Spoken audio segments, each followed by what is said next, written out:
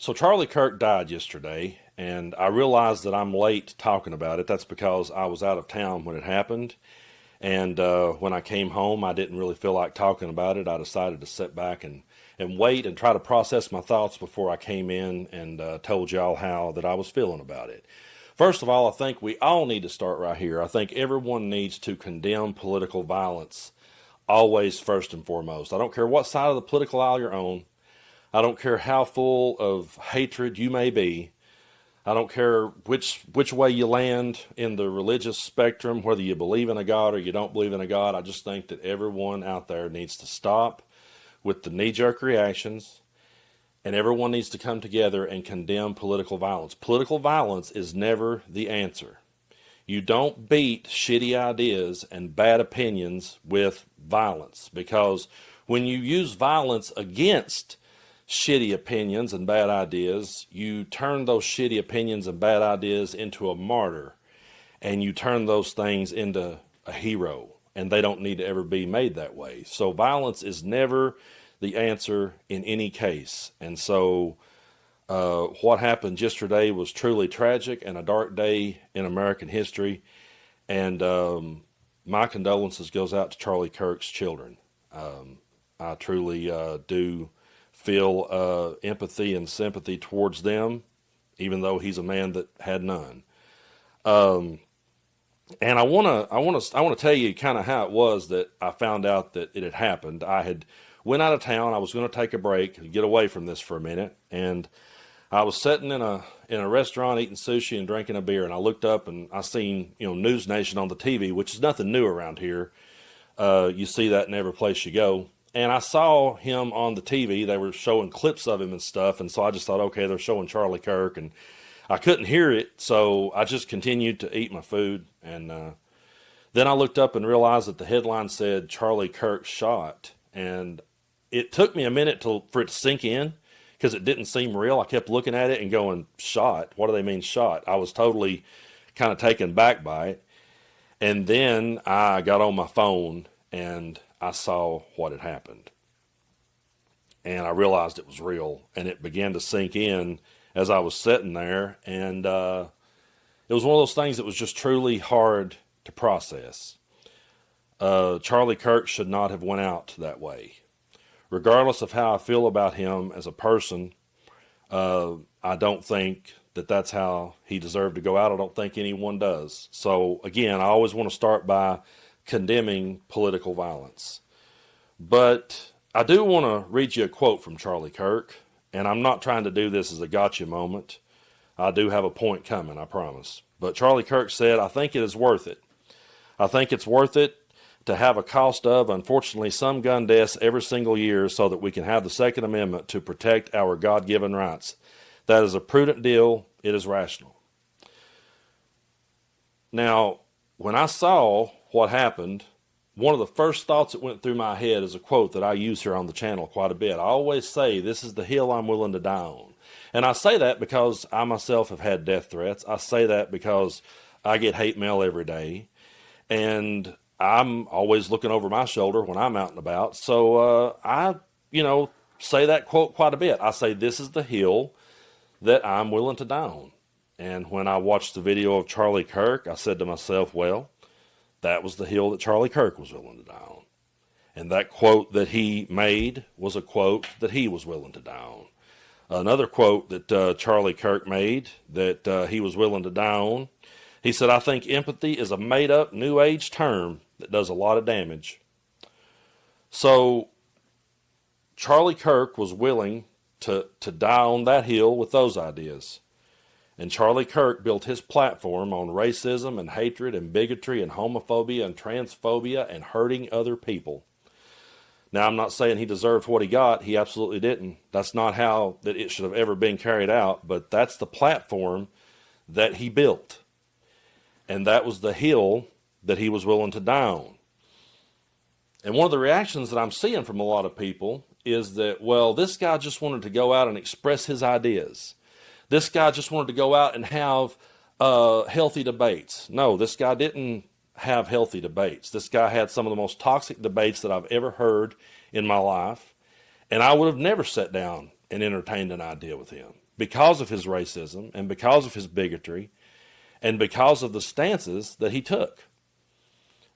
He's not someone that I would have ever sat down and had a debate with based on what I heard him say. So this idea that, well, he just wanted to exchange ideas. No, what the man did was go out to college campuses, pull up a chair, and without any facts or evidence whatsoever, spew his hate and vile, disgusting rhetoric on college kids and built his platform off of that.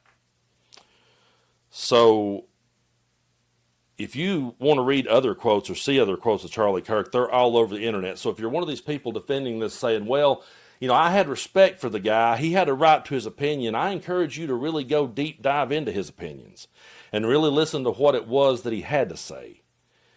Because if you're one of these people saying, I respect him and I respect his views, this death, folks, has really, to me, exposed people more so than Trump winning the first time, more so than January 6th, more so than Trump winning the second time.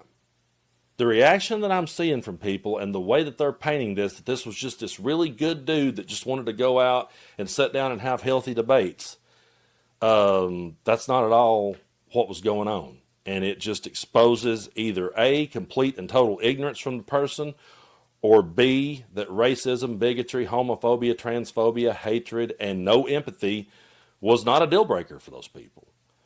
So as I was sitting there watching all this unfold, another thought that went through my head was, well, we have a leader who's just going to make this worse. We have a leader who is going to push the accelerator down and is going to stir the pot even harder.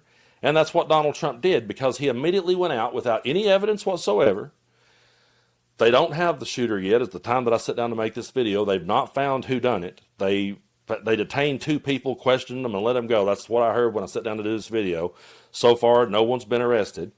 Without anyone being arrested and with no evidence whatsoever as to what the political motive would have been for this person, Donald Trump went on national television and said the radical left lunatics is what did this. And he even said the radical left lunatics is what, you know, tried to take his life. And that's not true. It was one of his own supporters that did that. So then that just stirred the pot to have all these social media influencers hit the waves and say, this is war. We're declaring war. And I'm over here saying, we over here have been denouncing political violence for years.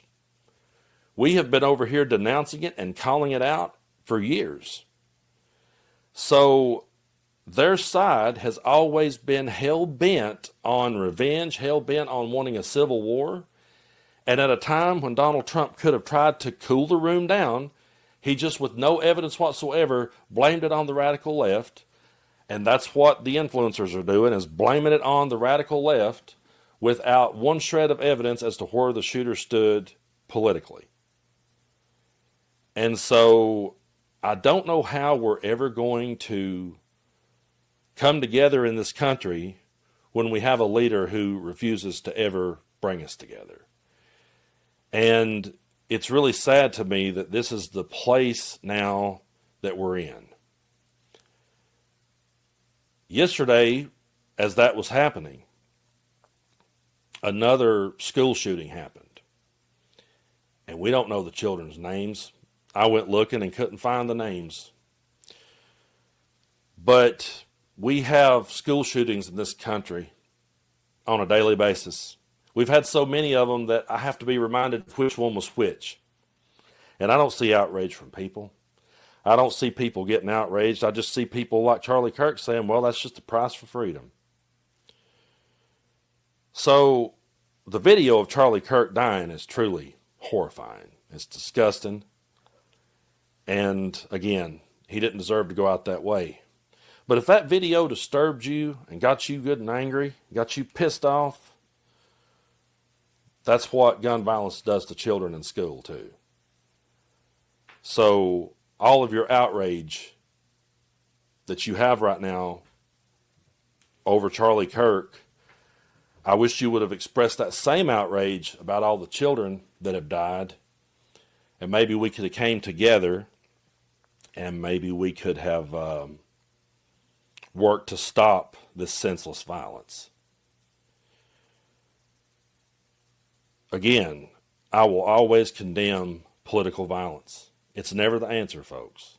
It's not the way that you beat shitty ideas or racist ideas or bad ideas. This is not how we handle things, and this is not how it should be. At the same time, Charlie Kirk is no hero. And I can't sit here and try to say, well, it's just about a difference of opinion. I just can't do that, folks.